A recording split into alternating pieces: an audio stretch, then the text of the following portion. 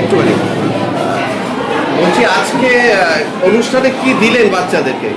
বাচ্চাদের আমাদের পশ্চিমবঙ্গ সরকার সিদ্ধান্ত নিয়েছে তাদেরকে ইউনিফর্ম দিতে হবে বাচ্চাদের। ছোটো ছোটো বাচ্চারা যারা আছে তাদের ইউনিফর্ম, সেই ইউনিফর্ম আমরা বিতরণ করি। কতজন বাচ্চাকে দিলেন আপাতত এই মুহূর্তে? অনেক বাচ্চাকে দিলাম, ঠিক আছে, অনেক বাচ্চারা রয়েছে, অনেকে আসতে পারেনি এখন, সকলে এসে পৌঁছেবেন।